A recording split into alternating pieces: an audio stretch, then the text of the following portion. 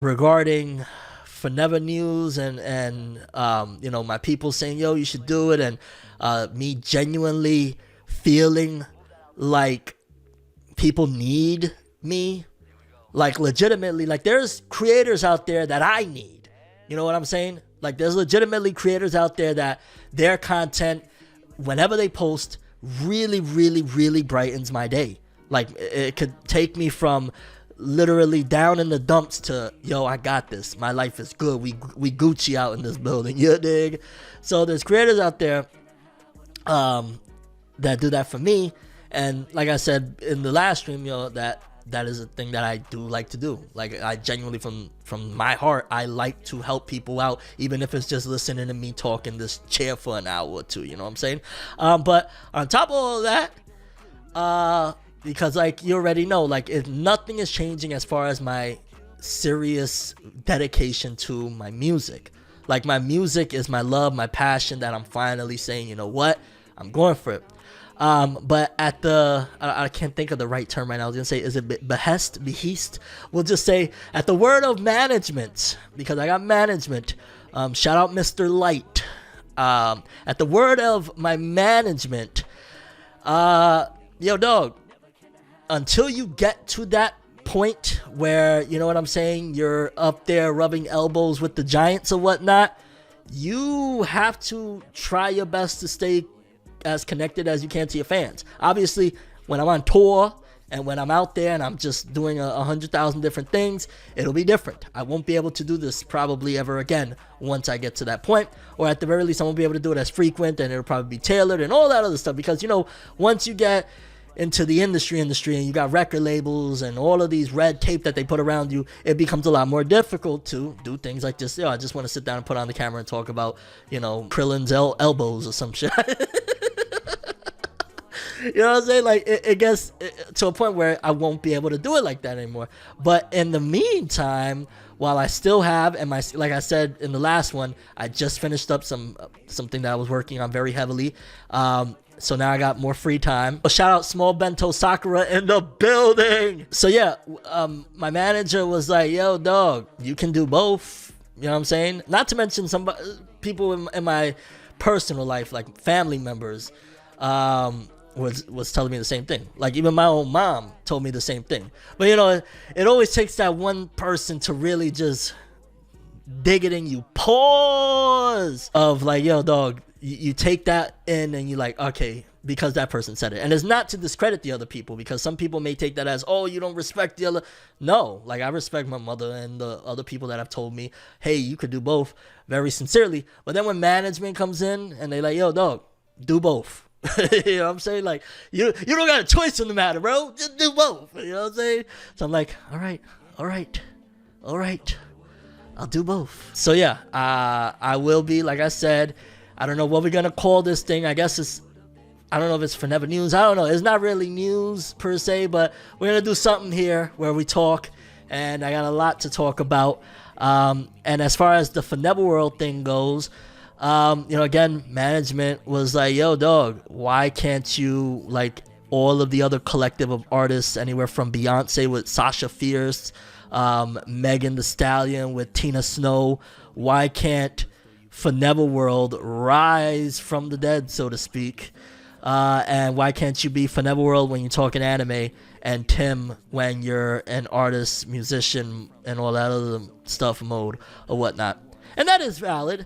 ForneverWorld obviously isn't the most coolest in comparison to Sasha Fierce and Tina Snow, so to speak. But I think for my peoples, I'm as quote unquote cool as I need to be, and that's what matters to me. The people that love me, rock with me, support me. Like I'm sure to my brother Max Powers, I'm like the coolest guy on the planet, right? So when I do this anime stuff, if you see a title or whatever, it'll be like ForneverWorld says, Naruto could beat blah blah blah, or whatever the heck we're talking about, whatever. I'll use the ForneverWorld stuff for the anime stuff for the time being. And of course, musician wise, I'm Tim. I want to just be honest with you. At the point of my life where I'm at right now, I prefer Tim. I'm 1,000% more on board with Tim. But you cannot forget the foundation either, because who laid the bricks to get to Tim? Who did all of that? Who suffered for Tim to rise? It was ForneverWorld. And obviously we're speaking on metaphors. Just relax, chill, get groovy, get your popcorn, get your light butter. You know what I'm saying? And so for the one more time, shout out to management, shout out to Mr. Light. Beyond appreciate you for putting things into perspective. ForneverWorld getting his reparations. I'm so done with you, Max. I'm so done with you. So this will be what it is, and we'll just figure it out as we go along, because I'm not planning on spamming content or anything like that neither. But whatever this is, we'll figure it out. So yeah, I guess from the depths of, I was gonna say hell. Oh God. Mr. Light, why? No. Yeah, ForneverWorld is back. Just I don't know. He's just temporary here. You know what I'm saying? To talk to the people while Tim continues to do his thing. He rose, baby. So let's see what's going on in the Chizzy hype train back from the Shadow Realm. We'll go with that. We'll roll with that. Yo, what's good? Mob R Purple J. Perfect timing right after Soul Level episode 12. Arise. Tim arises too. You almost got me there, bucko. You almost did, bucko. Now somebody's gonna try. Leave me alone. But you know, it's wild because everything is just really different now. I guess one of the things I wanted to talk about, shout out to Greg. Was it Greg? I feel like it was Greg that gave me this idea to talk about. And y'all let me know if y'all down for it. We could just do it brief. We could talk about it at length. Pause. What is the name of the new album? Well, I'm working on a few different I got like packs of albums. Like the amount of music I have is ridiculous, dog. I got one project that I've been working on with my little bro Hazem El Komi called Love Wins. We got this one record, man. Oh, I gotta get it done. Matter of fact, I'm gonna be in the stew tomorrow with Big T. Shout out to Big T. I got this one record. It's called Love Wins as well. Same title as the project. Love gonna win in the end, and love gonna win in the end. Oh my God, that record. Move back a little. Move back. Move back. No, but call it No Diddy. Is that what we're rolling with? See, and that's the apprehensive nature. And y'all let me know how y'all feel about this, right? Because I'm still, even with all the progress I've made and the elbows I've rubbed with, and you know, cause like I'm getting up there, you know what I'm saying? Like I said, I got a feature in the tuck. I actually got in contact with somebody, and I got another feature as well that I'm gonna be working on here soon. So I got a couple of big features on the way as well. But I'm still not all the way, you know, I'm not in the game just yet the way like all the other artists are and stuff like that. So I'd be a little bit apprehensive to talk on stream my opinions, because while I'm still technically in civilian mode, I don't want to be in the industry, you know, 2 years from now, and let's just say like the Drake, Kendrick, and Cole stuff. I don't want to be giving my opinion on that stuff, and then I'm, you know, walking through a festival hallway, and I said something wild about Drake in 2024. All of a sudden, Chubbs is running down on me. You dig? I don't want that scenario to come across. Because I had something similar where, I'll give you guys a little story. 2018. I was working with the producer, and shout out Jazz Feezy. If you don't know, now you know Jazz Feezy. He was one of the people that really, like, I don't even start making music back in 2017, 2018 on a serious note if it isn't for Jazz Feezy believing in me, sending me production, all this stuff. But we was talking about linking up and going to a studio out in Georgia called Patchworks. We was gonna go to Patchworks to like record some of the projects, some of the album, and all these things. But the thing about it is that he was informed. I forget if it was me or he seen it out there or what. But in a stream, I was talking a little wild at the time because I was very against mumble rap at the time. And I'm not the biggest fan of mumble rap or whatever, but anything that even resembled mumble rap, I was talking wild. You know, mind you, back then, I'm full ForneverWorld mode. I had completely forgot about my love of music and all that jazz, and I had said something, I think, about like the Migos. I want to say maybe the Migos, and when he called Wenderman, he's like, oh yeah, the Patchworks trip is done. And I'm like, huh?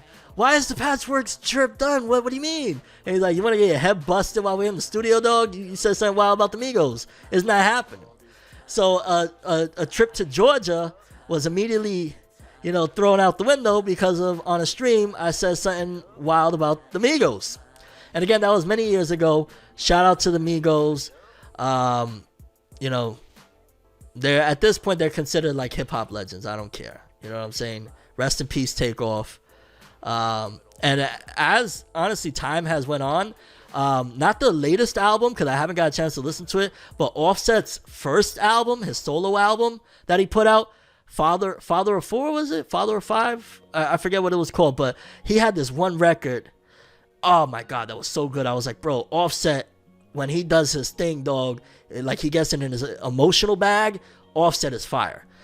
So I've grown to, you know, and all of that stuff. But again, because of something wild that I had said on stream, it ruined the whole trip that I could have gone out with my guy Jazz Feezy out to Patchworks out in Georgia and recorded some stuff and get things going. So that's why I'm a little bit apprehensive of what I say and what I do on these streams, because now things is getting a little more serious. I got management, I got things rocking and rolling, you know what I'm saying? I said something wild and then suddenly a feature that I might have or an artist that I might rub elbows with while I was just speaking candidly, not trying to be with any malice towards an artist. You know, it screws it over. Not that, because at this, I'm gonna be honest with you, I'm still gonna talk. I'm gonna keep it real. Like, I do want to talk about hip hop stuff in these streams as well. So when I want to talk about it, I am gonna talk about it. But maybe I just won't be as wild and reckless. Which, let's talk something real quick that I noticed, and I don't know if many people know this one. This one kind of threw me for a loop this morning. Hold up. So I was on SoundCloud. Let me link y'all. I was on SoundCloud earlier. Does anybody even still use SoundCloud? Like, honestly, it feels like SoundCloud fell way off. Like, nobody really uses SoundCloud like that anymore. But I was on SoundCloud earlier, which you could go right there. I need to change that URL. I don't know if you can or whatnot. But I was on SoundCloud earlier, and I only follow 4 people on SoundCloud. I only follow 4 people. I follow the homegirl Chevy Girl. Shout outs to Chevy Girl. I follow my guy Marshall. I follow my homie Apollo Cade, and I follow Joe Budden. I only follow 4 people on there. And when I went on SoundCloud this morning and I went to Joe Budden's profile, it's a picture of Eminem with, I want to say, the LGBTQ flag behind him. Forgive me if I'm off on that. And then when you click on it, then you go to his profile, the banner is of 2 dudes kissing. And I was just like, wait a minute. Because if y'all don't know right now, there's mad drama going on in the industry right now with Drake. It's like Drake against the world. You know, Rick Ross unfollowed him, Nav unfollowed him, Future and Metro Boomin on his neck. Kendrick came with the fucking sniper shot. And then on top of that, Joe Budden, I think, hasn't been talking favorably about Drake. He hasn't been, you know, which is Joe Budden's right to speak his opinion. He's not a rapper anymore. He's a podcaster, and he's proud of it. You know what I mean? And then I start going down the rabbit hole, and I'm like, wait a minute, hold up. Because Metro Boomin just recently said that he was getting, like, spammed with a whole bunch of calls and stuff on his phone. And then you add that, Joe Budden's account. Like, yo, Drake's team is going overtime. Because then I think Drake also posted a picture of Joe on his story. Like, it is getting madness. Madness. And yeah, I mean, at the end of the day, if obviously Joe's account is clearly hacked, he's not gonna just put a picture of Eminem, 2 dudes getting, you know, all this other stuff. That's not what he's gonna do. So I'm like, yo, Drake's team is fighting back. Drake right now is fighting for his life, and it's wild how everything is transpiring. I ain't gonna lie, it's wild because up until this point, Drake has ran it. Like, Drake has been, you know, realistically, the top dogs it went from Jay-Z for the longest time. Then Jay-Z became a billionaire and he's doing all his other art stuff, and, you know, he's not really invested into being an artist anymore as far as music goes. He hasn't done anything in a while. He's still one of the GOATs and all that stuff. But then Drake has had this run since, you know, it's been for over a decade. So to see now that everybody is coming at Drake, assuming that it's not just some wild promo run, which is also possible to get things lit for Drake or whatever, it's just wild. It seems like potentially one of the behemoths, one of the giants of hip-hop is either falling or is getting knocked down a few pegs. And it's fascinating to see. Like, I don't cause I don't want to say I'm a good dude, because when people say they're a good dude, you always got to question, like, why are they saying that? But, like, I genuinely feel a way, like, I feel kind of bad for homie, because it's like, bro, he's just getting attacked on all angles. Then at the same time, I look at it like, yo, Drake has done some wild shit. Like, X fans, you know, because shout out and rest in peace to XXXTentacion. We still don't forget, I think it was in sicko mode, how he had that meteor drop on that XXXTentacion lookalike right after his passing or shortly after his passing. We didn't forget that. You know what I'm saying? So I still look at Drake like, yo, dog, you did some wild, wrong stuff. You know what I'm saying? So I can't just be completely like, ay, bendito, poor Drake, no. Like, nah, bro. Drake equals Gojo. He has infinity. He's near untouchable. So you think there's no way nobody's gonna touch, like, I don't want to say like on a beef, like, you know, physically, but I mean as far as like, you think nobody could stop Drake? You think like if Kendrick right now came out with the illest straight up like game 300 bars and running type of deal on Drake, you don't think that would finish Drake in any form of fashion? No one knows he's irrelevant. You bugging. No one knows he's irrelevant. Nah, you bugging. No one knows Kendrick. No one knows Future. No one knows Rick Ross. Boss. It's deeper than rap. No one knows Kendrick. You bugging, bro. Nobody knows Damn, bro. People got it twisted because of that last album, which I ain't gonna lie, to me, and I'm gonna stand on this, it's just a testament to how screwed up, messed up the world is and people's conscience are, that Mr. Morale and the Big Steppers isn't praised unanimously as one of the greatest albums ever created. Instead, people are saying, oh, Kendrick made a horrible album. Like, well, where were your ears at, homie? And I respect everyone's opinions, but also respect my opinion when I say people that shit on that album, your ears must be in your ass. You know what I'm saying? That album is brilliant. That album is literally healing potions to the mind. But I say all that to say, because of the negative feedback from that album, that was, you know, just a great album, but, you know, people just didn't receive it well. A lot of people feel like, oh, Kendrick fell off or whatnot. I would say if there's anything that I look at that changed with Kendrick and makes me question what his future is going to be, is the fact that he's no longer with TDE. Because you see the difference already of Kendrick Lamar, his career with TDE, the sound that he had with TDE, the vibe that he had with TDE, how he moved with TDE, to Kendrick post TDE, the records with Baby Keem, you know, him just straight up firing shots at Drake and stuff like that. I would say that if anything is going to be a decisive factor for Kendrick's perception and career moving forward, is him leaving TDE.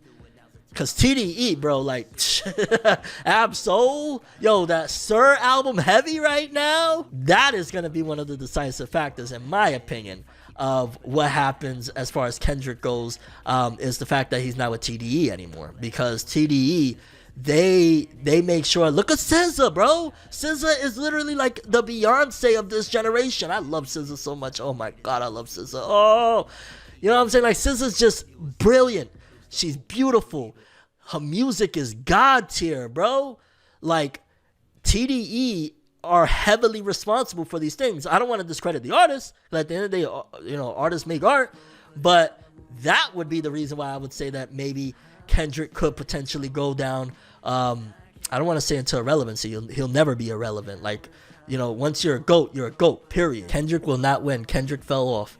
Man, you really... So you're Team Drake, huh? That Canada connection got you good, huh? Ab-Soul needs to humble for his behavior against Narc.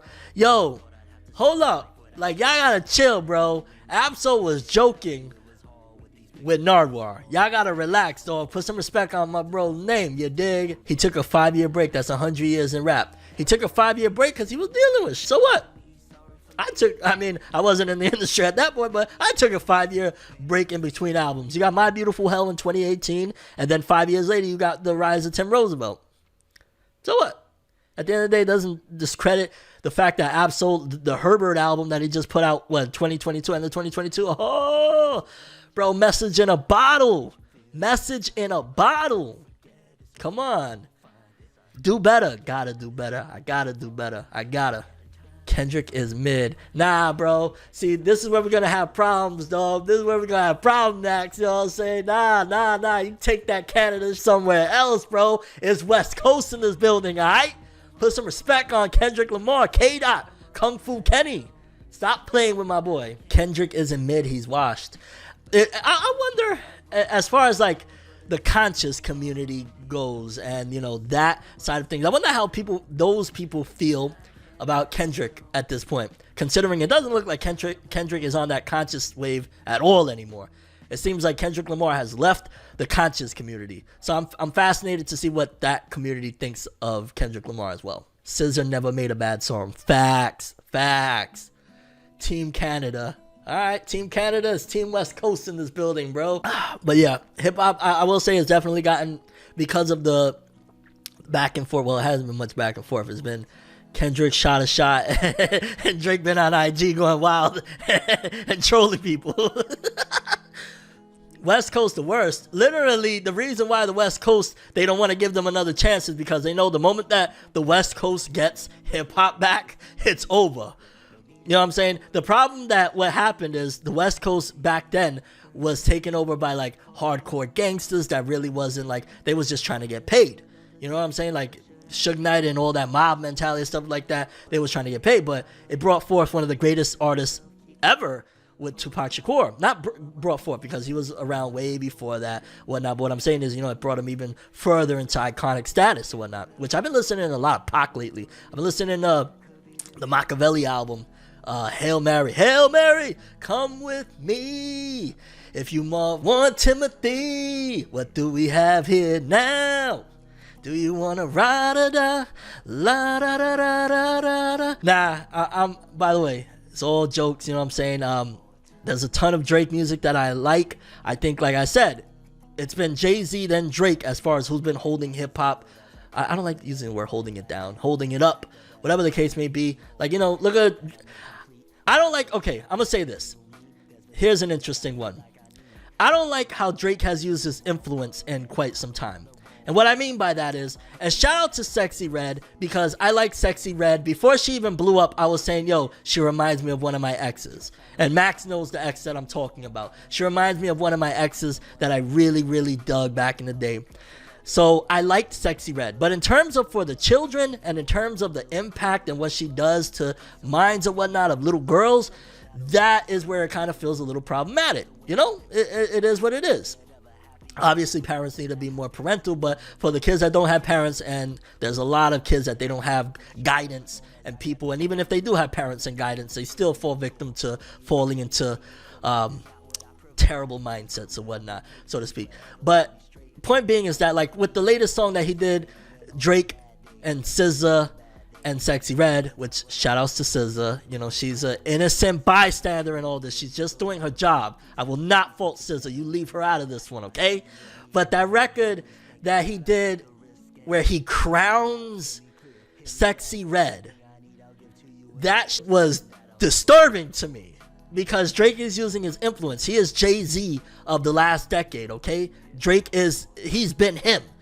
So for him to crown Sexy Red, like if she's the queen, it's like, fam, a part of me, again, it's so hard because, pause, well, I don't know. I don't want to say pause because as far as Sexy Red, like I said, she reminds me of an ex of mine. You dig? You know what I'm saying?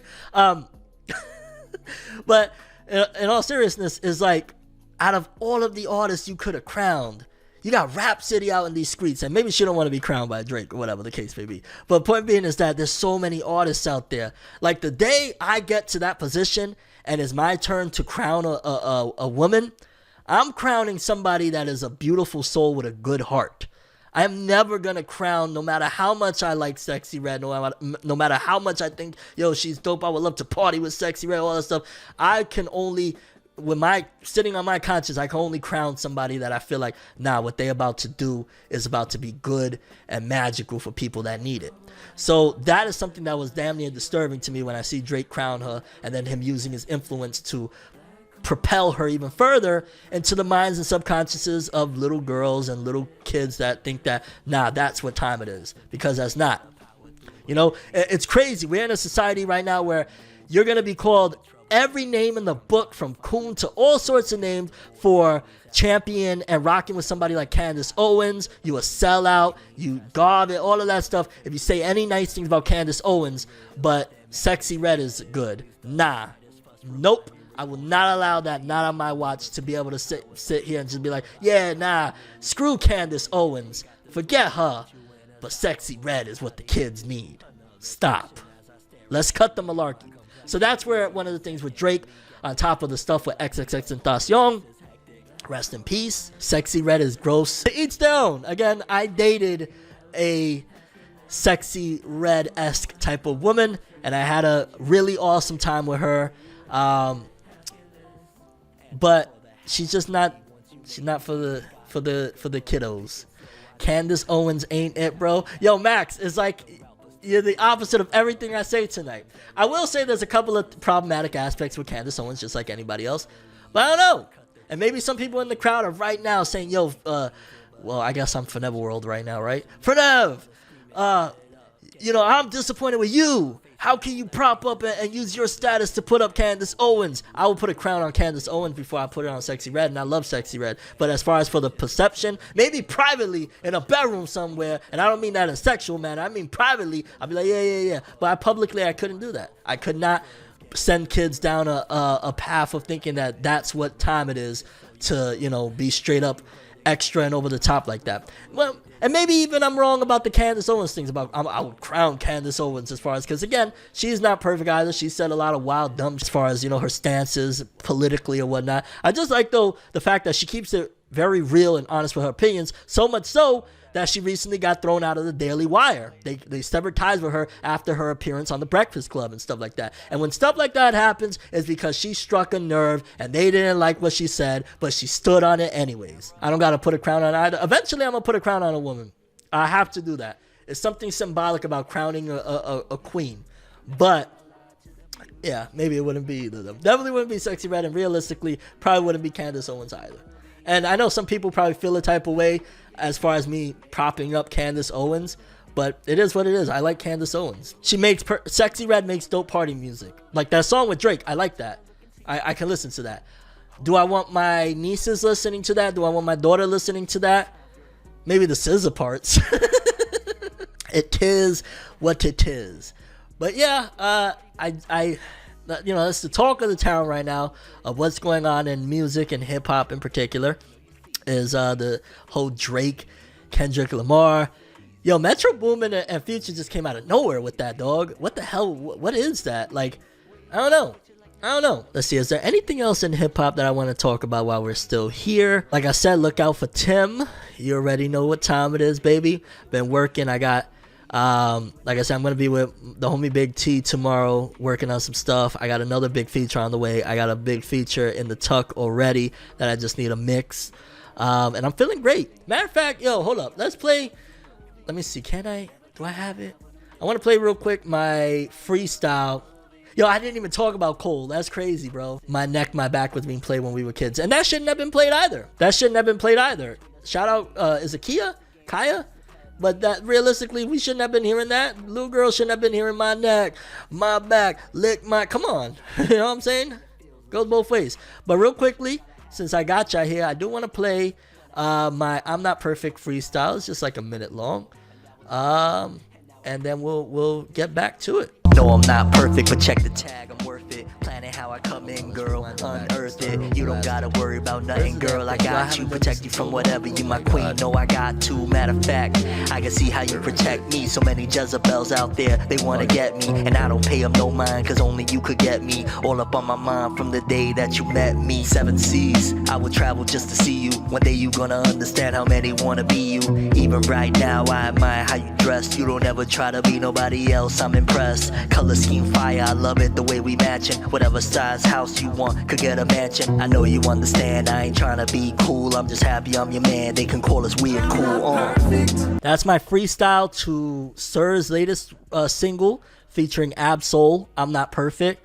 Again, I don't know who produced it. I gotta look that up. What's good, Pressure Matt? Hola. It was only a quick verse. It was a quick 16 or NG Cola. You love the boom bap type beats, but your freestyle was cool. I do love boom bap type beats, I'm not gonna lie. And it needs to make a return already, because some of the stuff, I ain't gonna lie, I'm not a fan. Especially, I don't like drill beats. I've never rapped on a drill beat to this day, and I probably will just to, check my, I don't like drill beats at all.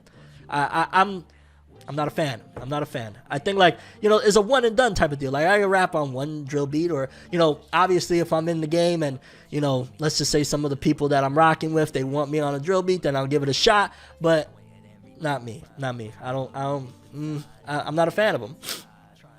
But I know boom bap beats are not, in style, so to speak. But I can rap on anything. Like, the amount of different sounds that I have that I've been working on. I make music every single day. Tim should make trap music. Yeah, that's what I'm going to do. I'm going to make trap music so I can trap the minds of the youth. Yeah, we're going to just trap them all, huh? You bugging. I McNighty, you bugging. Never.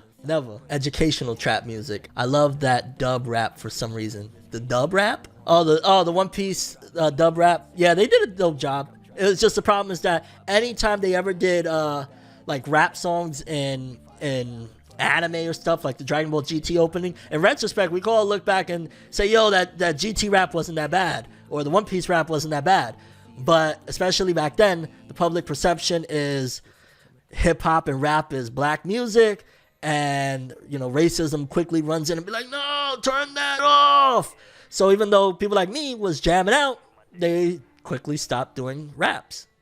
And now look at that. Hip hop became, for the longest time, the number one genre. I think it still technically is, although this last year, it kind of hasn't been doing the greatest. I think like Metro Boomin and Future's project is one of the biggest ones this year so far. Arcali, missed you. Love your stream, and ForneverNews always helps me in life. I'm glad I could help you in any which way possible.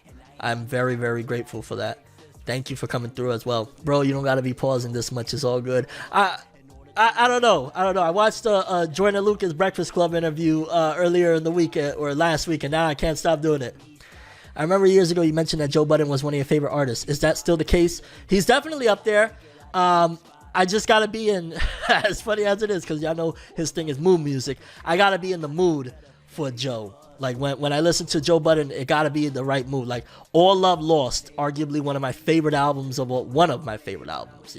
Yeah, if you've seen the list, my number one favorite album of all time is Light Skin by the big homie Daylight. That's greatest album of all time, period. But All Love Lost is such a great album, but it's a lot about like heartbreak and being depressed and sad and all that stuff. So it's a once in a while type of thing. Likewise with Mood Music 4, A Turn for the Worse. Like when I look like partying it up, I'm kicking it with the homies or whatever the case may be, and I'm listening to Black Cloud. Try to run from the black cloud. Hope you hear me. My girl knows scary. Like, you know what I'm saying? So it's a once in a while thing. But Joe is always gonna be like that. I feel like that's another crime that hip-hop committed, is that they never made Joe Budden what he should have been.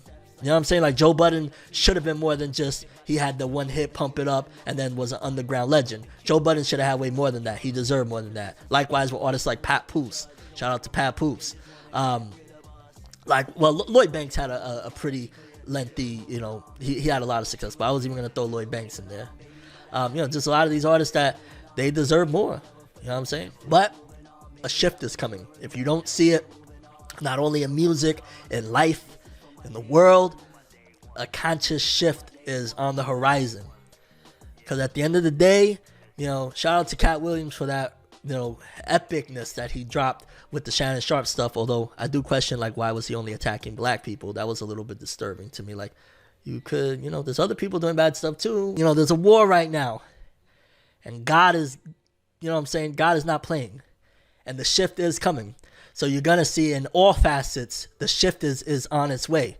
Stuff like in hip hop, Like, shout out to, look, one of probably the greatest group at the moment right now. There's no group that is doing better music and on their way than A Room Full of Mirrors. And that is a collection of like how many artists? So imagine, like, you got like, I think they're right now at 8 or 9 artists, and each one of them is ill as hell.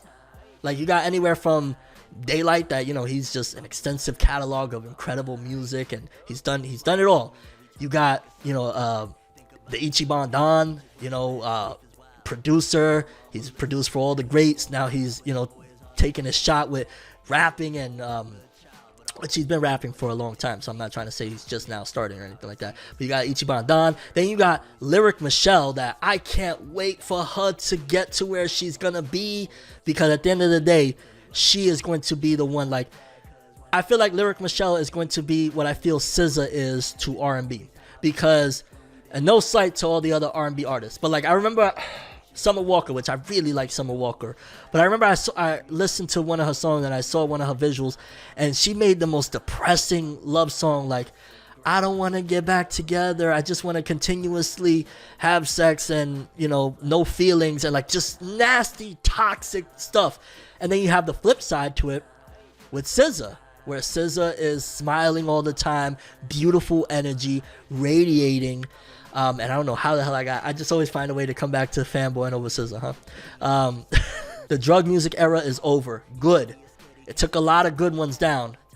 Yes. McKnighty, she's going to be like Nicki Minaj. Who's going to be like Nicki Minaj? Lyric Michelle is going to literally be, in my opinion, if everything goes the way I see it, she is going to be the standout, the anomaly of female hip-hop, where you got everybody talking about shaking and all this other stuff. And I'm not saying that she's going to be a conscious artist or anything like that, but I feel like she's going to be the one, like, where I feel like Rhapsody should have already been that. Like, Rhapsody should have been like big and the one that everybody goes to, where substitute to the Cardi B's and stuff like that. I feel like Lyric Michelle is going to be that. And if I'm wrong, I'm wrong, because I can't say what is on Lyric's heart of the type of music she wants to make, but I'm hoping for that. To be fair, SZA has some toxic sounds as well. Well, you got to put a little bit of the, how can you say this, the expired sazon and you know, to season, you know what I'm saying? You gotta put a little bit of the the expired ingredients so that people still rock with it, but then when they're taking it, it's actually medicine. SZA is an industry plan. Yo, you leave SZA alone, dog. Yo, Dead Zombie, this is your last warning, dog. Stop coming for my TDE peeps. Your last warning, Dead Zombie. Max, get the finger ready. Pause. Yo, alright, Dead Zombie, you out of here. Max, get him. And shout out to Punch. Shout out to Punch from TDE, because, you know, he's one of the main glues and pieces that make what this new wave of hip-hop is going to be. So shout out to TDE Punch. To be part of the industry, you might have to sell out. Well, you got to make certain moves. You got to make certain sacrifices, but not necessarily that you're going to be intentionally or even strategically, you know, targeting to ruin the youth and ruin people. Yo, what's good, Def God? Hey, my guy, Def God in the building. Max is not a good mod. He's a great mod. Okay, but to just sum it up, though, last thoughts on hip-hop or whatnot. We are in a new chapter already. The new chapter of everything in life has begun. We are in a new chapter right now. And we're just in the beginning stages of things. But I see within 3 years, things is going to be so radically different. Everybody's going to be doing... It's going to just be different. And I'm very excited for that point. And look out for Tim, baby, because I'm coming to you, dig. Oh, Mr. Light is in the building. Let's go. What's good? Management in the building, overseeing the whole shebang. I've been having a really cool week. I've been listening to, again, yo, I'm not, like, if you ever expected me to be like everybody else, you're going to be disappointed. Because I could listen to the most hardcore gangster rap. I could listen to all sorts of stuff, but then I also listen to other stuff, like just like with my TV choices, you know, I'll watch some crazy hardcore messed up anime, and then I'll watch Young Sheldon. You know, Young Sheldon, a planet buster, you dig? But musically, I've been listening to a lot of Taylor Swift lately. In particular, I've been listening to her 1989 album lately. And man, that Taylor Swift is freaking good. I really like me some Taylor Swift, I'm going to be honest with you. In particular, on the 1989 album, my favorite song, I would say right now, because it kind of shifts all the time, is, I think it's called Style. We never go out of style. That song is so good. Especially verse 2. The story goes. Taylor is freaking incredible. 22 is a bop. Swiftie coming. Yo, I ain't gonna lie. Yeah, call me a Swiftie if you want to. I'm okay with it. I love me some Taylor Swift. My daughter's a fan. I mean, my daughter right now is kind of going through a phase because somebody put her onto that freaking another artist. I'm not even gonna name. I don't want to put the name out there into the universe or whatever, but put her onto another single that is very toxic, and I'm trying to get her back on Team Swiftie with me because Taylor makes great music. Is all of it meant for kids? Probably not, but who's, you know, at the end of the day, she's a grown woman. And there's just a lot of Taylor stuff that I love. Like Anti-Hero is a dope song that I like. But man, on that 1989 album, that song Style, incredible. I forget how many records is on that album. I feel like there's maybe 22, somewhere around there. I don't know. Taylor Swift's best song is Blank Space. You feel like it's blank space? I like blank space. I like that record. I just like her whole vibe. I ain't gonna lie. I really rock with Taylor Swift. It's funny that out of all of the artists she could have picked to rock with from hip hop, she picked Ice Spice. And shout out to Ice Spice, no disrespect. One of my nieces is like a giant fanatic of her. We call that one niece of mine that loves Ice Spice so much, we call her Rice Spice. Because she loves rice and she loves Ice Spice. But out of all the artists, Taylor, why? Why Ice Spice? I'm just curious. I mean, it is what it is. And it's also funny the way they did Ice Spice with that one. Because I think it's the song Karma. And on that song Karma, I think on the album version, Ice Spice isn't even on it. Like, there's like 2 whole separate marketing campaigns. Personally, I feel like that was Taylor's team trying to tap into other demographics that normally wouldn't listen to Taylor. But yeah, it was just kind of like, I don't know, surprising. Could have had Glorilla on there. You know what I'm saying? Little Glorilla, Taylor Glorilla. I like me some Glorilla. Taylor Swift is objectively talented. Facts. She's an artist, bro. She comes out with the guitar and all. Like, she's an artist. She got some super racist fans, though, and she doesn't speak out on it, so I'm kind of split. Also, she has a massive carbon footprint. Okay, so the carbon footprint, I'm assuming you're talking about the private jets. I don't know what to say about that. I'm not informed enough on it, to be honest with you. When you said carbon footprint, for a moment, I just thought of the Titans after... after the rumbling. I just imagine like, yo, I know she's a big artist, but damn, you told her like she got a giant footprint. And the super racist fans part, that's, yeah, her not speaking out on it is very wild, because at the end of the day, you always should, no matter how you feel, no matter if you're outnumbered, whatever the case may be. I've been in the worst settings in the world where I'm the one dude or whatnot, and I can't rock with that ever. I could never ever see myself being with or being around somebody that condones that. Like, it's a very easy thing to say like, yo, what is wrong with you? You know what I'm saying? It's very easy to call somebody out on that stuff, and whatever happens, but you got to stand up for what is right, period. So yeah, I won't argue with that one as well. Yo, what's going on? Master Black 93 was crack-a-lackin', my lord. Yeah, the fart song is wild, bro. Like, who does that? I mean, I get it, why she did that. We wouldn't be talking about the fart song if it wasn't called the fart song. If it was just called Deep Intellectual Thoughts, who's gonna listen to that? You know what I'm saying? From Ice Spice.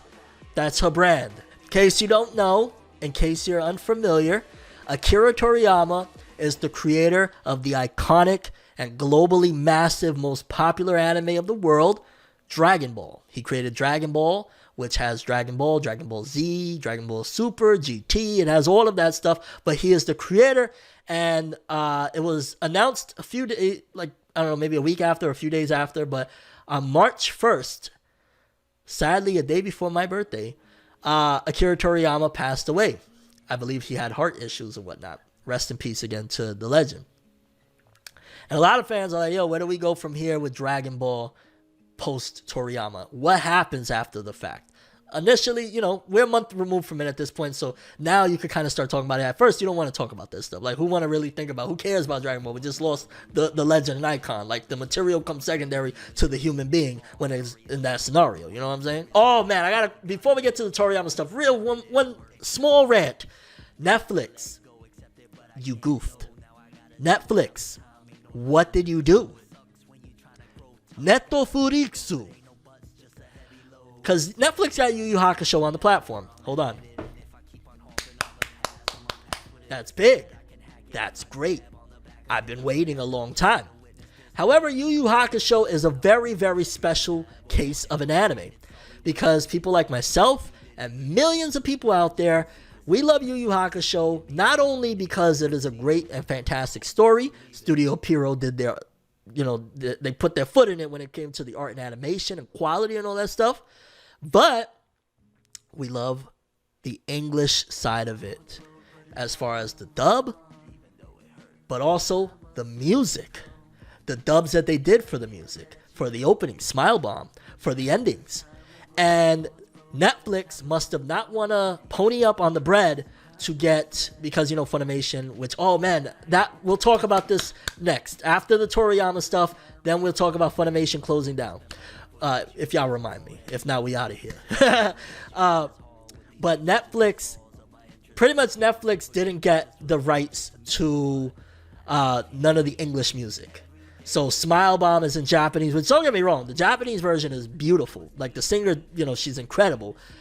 Which shout outs to her, because she had like a similar situation to DOC, if you're familiar with the rap legend DOC, where I think she had like a very bad situation with her throat. And years later, she still kept performing and stuff like that. So salute to the singer of, I don't know if it was Smile Bomb. Let me clarify. I don't know if it's Smile Bomb or Ending 2, Sayonara Bye Bye. But she had like a throat situation, very severe. And she still kept performing because she loved music so much. So salute to her and salute to DOC. So Smile Bomb is in Japanese. The ending, the first ending, obviously, I haven't gotten to Sayonara Bye Bye or none of the other stuff yet. They're in Japanese. And fam, Yu Yu Hakusho, we love the experience, at the very least, OG fans of Yu Yu Hakusho, how we had first experienced it. I want to hear, thank you for waking me up. You know what I'm saying? I want to hear, tick tock tick. I want to hear that. I don't want to hear, you know what I'm saying? A salute to the Japanese. I'm not going to clown on it because it is what it is. It starts off Japanese when it comes to anime. But that really grinded my gears, bro. That really had me heated. Like, it's almost damn near unwatchable to me. Like, they got the English dub. Shout outs to the English dub cast. Yo, I still to this day, I can't believe I actually met and had the opportunity to go, Spirit Gun! With the voice of Yusuke Urameshi, Justin Cook. Salute to Justin Cook. Forever one of my favorite memories of my whole life. I ain't gonna lie, that was childhood memory accomplished. So salute to Justin Cook. Either Netflix goofed or Sony, because now Funimation and all their catalog and Crunchyroll, their catalog is all under Sony. Sony maybe was charging an astronomical price to license the English music, since that was originally produced by Funimation. So Sony owns the rights outright to the English stuff, and maybe Netflix was like, we don't want to pay for it, because we've seen already many cases of Netflix, they don't want to pay for extra stuff. Baki, what was it, the Baki the Grappler, or the latest Baki Hanma, whatever, they redid the whole dub because they didn't want to pay, I think it was Sentai Filmworks, for the dub that they did. So even though it was a brand new dub, they did another brand new dub just to not pay Sentai. I never watched the live action Avatar, the new one. I never watched it. There's a Yu Yu Hakusho museum in Kyoto. One day, dog. Like, that's one of my dreams and goals. One day I'm going to go to Japan. Ideally, I want to do that though. Like, in my mind, I'm there with, I have a wife at that point, either our kids or my daughter or whatever. But like, I want to go like make that a family thing. I want to go, touring around Japan. We wear some kimonos or some shit. Really make some like legit fire memories. So whenever that day comes, that is what I plan to do. And yeah, we'll stop by the Yu Yu Hakusho thing, and I think there's like a One Piece theme park, and I think like, I don't know if it's open now anymore, but there was like a Naruto ramen, not Naruto ramen, there was like a Naruto recreation amusement park or whatever. Like, I want to do all of that stuff. But again, in my mind, that is something that I want to do the day I'm with, like, I have a wife and either my daughter and we have more kids, whatever the case may be. To me, that's like a family memory that I want to create the day that I have a wife. It's the same thing when it comes to Bruce Faulkner. Yeah, we need Bruce Faulkner for Dragon Ball Z. Absolutely. Sony is bonkers. They're screwing up subs on Crunchyroll by using AI on some titles. Bro, AI is AIing. I haven't watched Oppenheimer yet. Is it Oppenheimer or Oppenheimer? I haven't watched that. Shout out to Bruce Faulkner. One day I want to do something with Bruce Faulkner. Once I get to a certain point, I'm going to reach out to Bruce Faulkner and try and make something with him. Like, maybe something reminiscent of some of the scores from DBZ. Because I've sampled Bruce Faulkner stuff in the past. But I don't ever want to put it out there without permission. And, Bruce Faulkner's like, yo, you asshole, what have you done?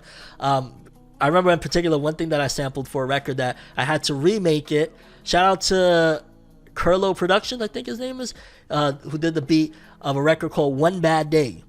And initially, the beat was a sample from the history of Trunks. That score where Trunks walks in the rain and he sees Gohan dead on the floor. I had sampled that, and I sampled that back when I was like 17 years old. I had that sample.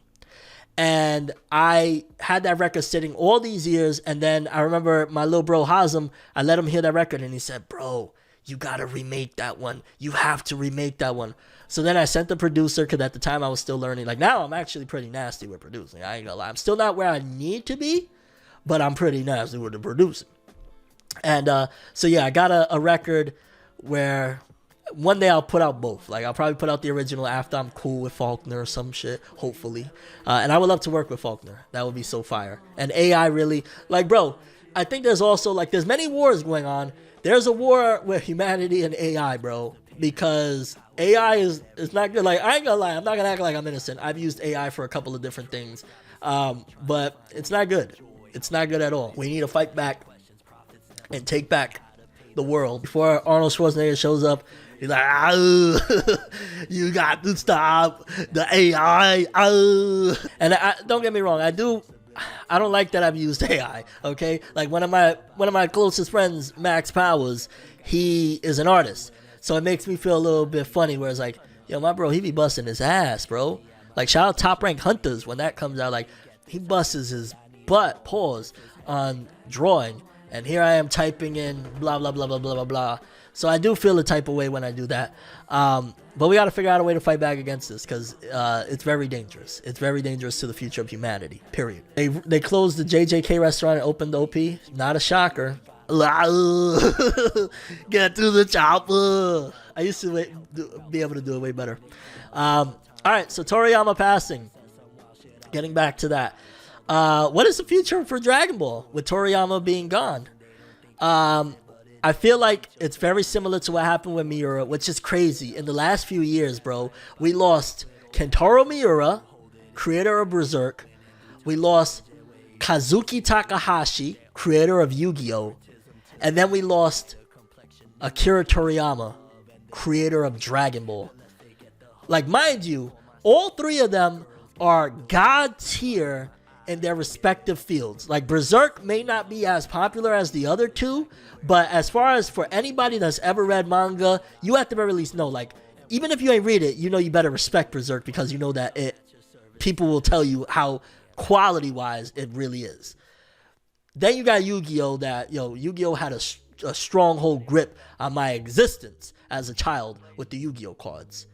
And then you had, of course, the king himself, Toriyama. Like Toriyama, any one of you that even know about Dragon Ball, he changed your life.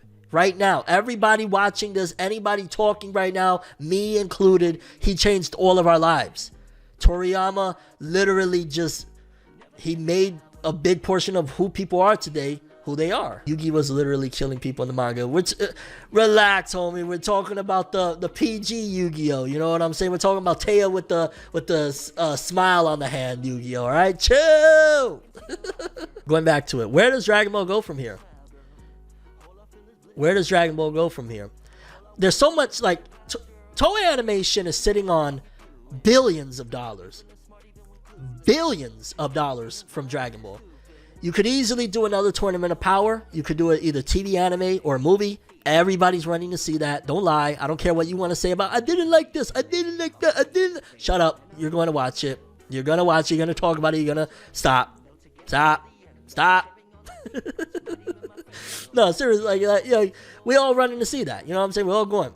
They got that. They got Black Frieza. That was another thing that right before we went into this long, re-adaptation of the superhero stuff into the manga, we got Black Frieza. That right there is going to be big. There's so much. We got the stuff that was set up in the Dragon Ball Super stuff early on with Planet Saddle, with the other Saiyans. Everybody loves the Saiyans. That was one of the main reasons why they did Kale and Khalifa and Kaba, because everybody loves Saiyans. So you got the whole Planet Saddle stuff that you could jump into as well. Where the story goes and where things go moving forward is going to be interesting, because right now it's on an indefinite hiatus. The last thing we had was where everybody was throwing down, and it's like the end of the superhero stuff with a little bit of original stuff that we didn't see in the superhero movie with the latest chapter. I feel like they have no choice but to, in somehow or some way, like Black Frieza has to be a thing. Like, you teased it over a year ago and did nothing with it because we went into superhero. So Black Frieza has to be placed within the next arc. But it doesn't necessarily mean that they can't go and do some crazy thing where maybe they go to Universe 6 to see the Saiyans and Black Frieza follows them or something. I'm just going to start calling him Frieza. You already know. They got the Black Frieza form, yo. Homie got his black card. Are you going to pick up Sandland? I'm going to watch the movie. I want to see the Sandland movie. I wouldn't mind seeing it. I don't know. I think it's coming to theaters. I wouldn't mind seeing that. I want to see, and I know I keep all over the place. We're talking about Dragon Ball after, but I want to see this month, the Spy Family movie is coming to theaters. And I want to see that one. I'm going to take my daughter, maybe my nieces. I want to see the Spy Family movie. That's going to be dope. But getting back to life after, Toriyama's death as far as the Dragon Ball franchise goes, it feels like it's so hard to say right now because other than knowing that, like, they got to do something with Frieza, they're going to want to do something with Frieza, I just hope they don't do some dirty stuff that they did with GT, where we know historically Toriyama's favorite character has always been Piccolo. Piccolo has always been his favorite character. He said it many, many times. And every single time Toriyama wanted to do something with Piccolo, and this is when he was, obviously on board, even serializing the manga back in the day, editorial staff and everybody always ran down on him. No, you can't do nothing with him. When he wanted to do, it was originally going to be Majin Piccolo instead of Majin Vegeta, they stopped him. You know what I'm saying? So even with Toriyama at the helm of things, he couldn't do what he wanted with Piccolo. But then when we went to GT, these people, they went overboard, bro, and they disrespected Piccolo. Like, canonically, if you add GT as canon, which I like to look at it as an alternate reality, alternate universe, whatever. But essentially, if you leave it up to the staff at Toei Animation, at the time, at the very least, Piccolo ends up in hell for all eternity until Goku finishes riding or finishes chasing the dragon. And then it's like, oh, yeah, don't worry, I'm going to get you out of hell someday.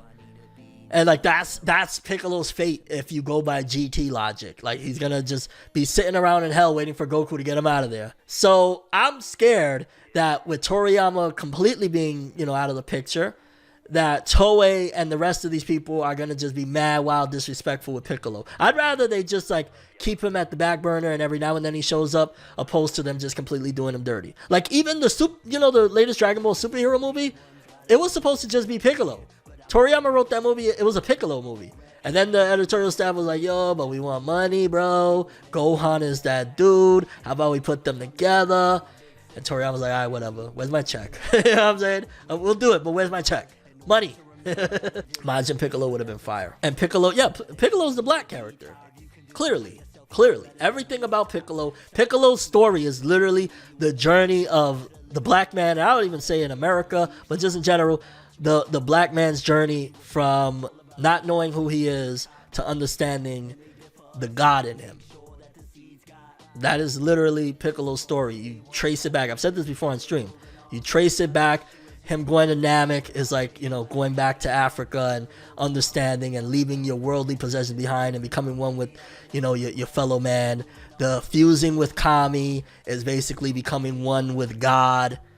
And even, it's literally the journey of the black man. And again, I would say even in America in particular, because obviously because of the slave trade and all that, black people lost their identity. So Piccolo, he, start of Dragon Ball, he lost his identity. Well, start of Z, because technically, end of Dragon Ball, Piccolo Jr. is there. So yeah, that's what I would say. You should also understand this, Tim. What Toriyama is to anime manga, you are to anime manga influencers, creators. Well, thank you, Pressure Matt. I appreciate that. But now, do you think the Trump prosecutions are shady or not? I think Trump is going to come out of that A-OK. Shout out to Big T, dog. Shout out Big Trump. Big Trump energy, baby.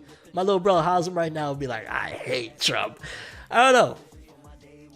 I don't ever let anything box me in. I'm never gonna let like the mob mentality tell me that I'm a Democrat and I gotta say I hate Trump. I'm never gonna let any of that happen, and I don't care.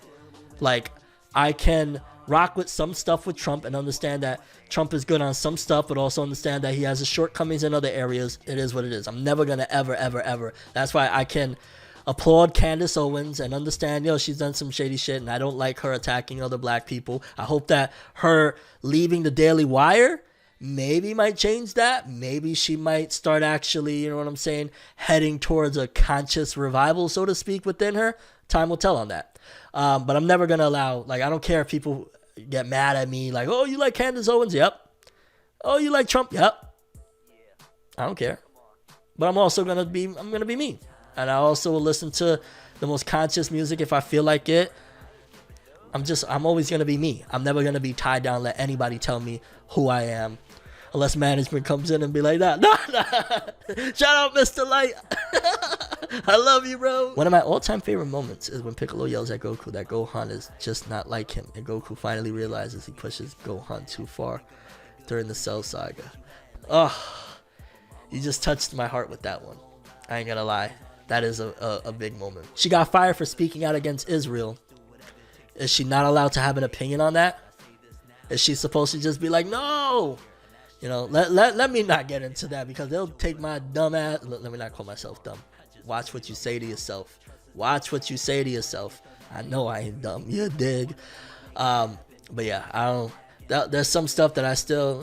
What's the point of even talking about it? Most people already know what's up. Most people know about a lot of the really horrible evils of the world.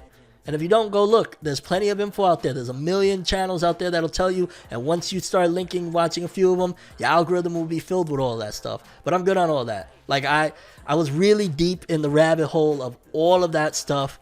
And honestly, it always brings you right back to the beginning where it all starts. With God. God asked me who I am, so I'm here to answer. I love to make music without the stanza. When I'm alone, I like to groove, but I'm not a dancer. At times I'm really scared, but I'ma still throw my hands up. I love my family, regardless of the fuss and fights. I love them all, thanking God she helped me see the light. Proud to be a father, really love my daughter. Miss my baby mama, who would I be without her? I could cry right now when I think of Lila. That was my older sister, indeed I really miss her. Last time that we spoke was on the day of Christmas. Twin for real, 2 years apart, same month, same day, suffer from the same shit, same pain. Had to put her in the ground on our birthday. Now I get why Biggie said it was the worst days. And I don't wanna keep on talking about my family.